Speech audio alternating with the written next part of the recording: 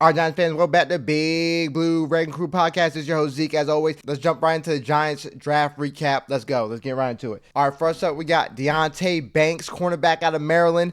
Look, this is the first three picks were huge for us because not only did they fit the need, but we got good value for them too. Okay, so Deonte Banks, good athletic corner from Maryland, 6 foot, 197 pounds, good size for a corner, but he runs like a 4.35, really fast, jumps off the charts when it comes to speed and quickness, and that's exactly what you need from a corner. Just check out our corners this year. Fabian Monroe, and Nick McLeod. I mean, Monroe was better than McLeod, but they were looking like linebackers out there at times. Sometimes. I mean, just could not cover a fucking soul besides Adoree Jackson. That's the only corner we had. And look back at all my videos leading up to this. I said, hey, relax on the wide receiver with the first pick. Our first pick needs to either be a corner or guard or center. I'll even take a linebacker. But besides from Adoree Jackson, and he's getting old, who else do we have as a cornerback? We are not putting McLeod out there. We are not putting Fabian Monroe out there. No way. We need a solid corner, and that's exactly what we got. He could be a day one starter. Corner's the hardest position besides quarterback to play on a football team. And we got a good one here, I believe, at number 1, pick 25. Good pick, or was pick 24, sorry. Not sure why Joe Schoen moved up 1 and gave up draft capital to trade off with the Jacksonville Jaguars. That was weird. But I love the pick. We needed corner badly, and that's exactly what we did. And I've been saying this for weeks. Look what the Eagles just did, who they drafted in the first round. I think Nolan Smith at pick 30, and then someone else on the defensive tackle side came out of Georgia. Both came out of Georgia. Their defense line is stacked. And our biggest weakness right now is the interior offensive line for his team. So at pick number 2, we picked John Michael Schmitz, center from Minnesota. What they say, he's a very powerful guy, a run block, and a drive blocker. He gets the shit done. Now, again, I don't really know too much about him. I'm not digging into 500 players in the college game. I got other shit to do. But this is a huge need, and I still think our interior offensive line is still weak, even with him. He's a day one starter. He's reliable. He's smart. He's started every game for the past 2 years with Minnesota, and he's an old rookie because I think he's been in college for 5 years. So with that being said, this is very much what we needed. Now, I've been okay with picking him in the first round. That's how bad our interior O-line is. I'm okay with this pick right here. It's definitely great value, good player, exactly what we need. It fits what we need for this team. Excellent pick right here from Joe Schoen. Nailed it. The first 2 picks, A's right there. Then we get into what everybody was screaming about, what we needed to pick in the first round, which was a wide receiver, and I would absolutely say no. This team is not ready to add a wide receiver in the first round and compete right now. Like, we're probably going to make the playoffs because the NFC is really weak, but our interior line and our corners and our linebackers, just not good enough to be on that level. Picking a wide receiver to me is more of that's the last piece you need to get over the hump. We're not there, so I'm okay with picking Jalen Hyatt in the 3rd round out of Tennessee. Now, if you watch this kid, he absolutely fucking balled, and he destroyed Nick Saban's Alabama team. I think he had like 205 yards for 5 touchdowns. He was cooking their ass alive. I think that's when they jumped in the top 4 after that game too. But then shit unraveled. But forget all that. He won the award for best wide receiver in college football. A deep threat, speedy wide receiver that needs to work on his route running. And I'm not a fan of just pure speed wide receivers. I'm not. It takes a lot more to be a great wide receiver in this league. And you look back through history of Giants wide receivers, our best wide receivers, none of them had pure speed.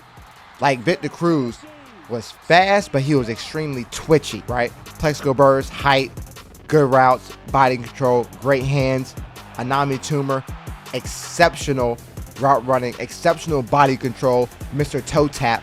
Hakeem Nicks, route running, kind of slow, good hands, good body control. The only person that had exceptional speed and everything else to go with it was Odell Beckham, and we already know he was a fucking dog. So I don't love just pure speed wide receivers. There's so much more that got to go in to a wide receiver being great than just top end speed. You look at Ted Ginn, like Ted Ginn had fucking blazing speed, but he was an average wide receiver. There's very few wide receivers who had just pure speed, Randy Moss, Tyreek Hill, who are exceptional wide receivers. Most of your wide receivers need more than that. Route running, good hands, body control, smart, know where the out of bounds is, know where the end of the end zone is, toe tappers. That's what you need to be a great wide receiver in this league. You just can't win with a 4.4 speed. That's not going to get it done because you could blanket that all day long. You need good route running. But with all that being said, this is perfect value for where we got him at. Third round, we moved up to get him to. This is an A+ from Joe Schoen because where we got him at in the third round, and it fits a need, a big need. Now this team has some speed on it. But still, our best wide receiver right now is Isaiah Hodgins, and he's not pure speed. Right? So we got Darius Slayton. He can run a 4.3. Jalen Hyatt, he can run a 4.3, 4.4. Paris Campbell, Darren Waller, Isaiah Hodgins. He's not going to burn you, but he get past you. We got some good players. Jamison Crowder, we got some speed on his team. But again, it all depends on the interior O-line. Can they block for Daniel Jones? Good pickup. Right now, I'm giving Joe Schoen an A for all three picks. 1, 2, and 3. All right, in the fifth round, we picked a running back. I would love to go guard here, honestly. Because, again, I keep saying the same thing over and over and over. Our interior O-line is fucking weak. So we need, that's what we really needed as a guard. But, I mean, Joe Schoen loves him. Very productive out of Oklahoma. My best friend's an Oklahoma fan. I went to the Oklahoma game last year. Very productive, over 1,300 yards. He said he's elusive out the backfield. He's a running back, so if he could be productive this year, that's great. You know, but running backs, besides Saquon and a couple other running backs, if your O-line is fucking trash, your running back's not going to be that good either. So, again, that's why I would love to go guard here, because that's what we need. Right? We got Ben Bredesen. Okay, he's decent. He was hurt last year. Mike Glowinski is an okay guard. And then we just got the rookie center. Don't like our interior O-line. I hate it, actually. We need to upgrade in that significantly. You go look at the Eagles and look at their fucking O-line. They were pushing us all around. Dexter Lawrence couldn't do shit against fucking Jason Kelce. Now, I hope that John Schmitz could turn into Jason Kelce, but probably not. Jason Kelce's a Hall of Famer. So, I would love to see guard here. A running back, I guess, is okay in the fifth round, but I would love guard. And, of course, in the sixth round, Trey Hawkins is third. I live in Virginia. He came out ODU. Don't really know much about him, but a good-sized corner. 6'3", 190 pounds. Didn't have many interceptions on the year, but he's a long, rangy corner, and hopefully he could turn into something like what Richard Sherman was at Stanford. Long, rangy corner that could run, and that's what he is. So, again, it fits a need. Our cornerback group is complete ass. You know what I'm saying? I mean, Adoree Jackson's getting old, and once you get old as a corner, it's over. You just can't cover like you used to. Okay, so we got Adoree Jackson. Again, we got Banks, our first-round pick, but we don't know where he's going to be yet.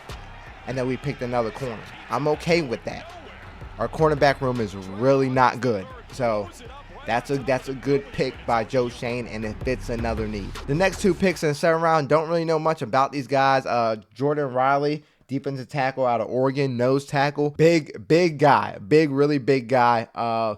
He's going to stop the run. Very limited on pass rush, which kind of concerns me because we have a lot of defensive tackles that could stop the run, but really can't get to the passer, right? We got Nacho, we got Lawrence, which he could do both, and Big Cat Williams is kind of inconsistent. He's more of a run stopper than a pass rusher. I mean, he can get to the passer sometimes, but he's a little inconsistent for me.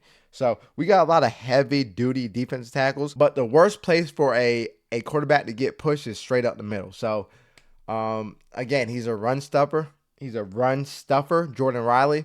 But I would like to see I would actually like to see a third down defensive tackle getting picked right here. if we were going to go D tackle. We got a lot of heavy bodies in the middle, but not a lot of people that could rush the passer. And then we got a safety in the 7th round, Javarius Owens from Houston. Again, don't know much about him, but our safety room is not that good either, besides obviously McKinney. So, and we got the other boy that used to play for the Commanders as well. Can't remember his name right now. But our safety room is weak, to go along with what we have is a weak defensive back unit in general.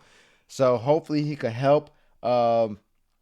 He's best at reading the quarterback, they're saying.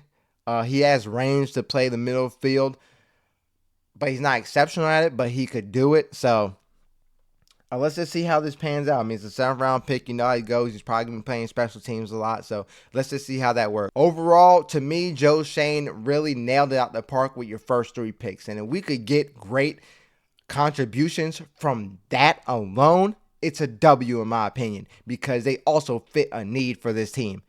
I mean, if Jalen Hyatt could get on the field and give us like 500 yards, I'm super happy. Stretch the defense, make them back up a little bit. Because if you watch the Eagles game, the Eagles weren't scared of our wide receivers.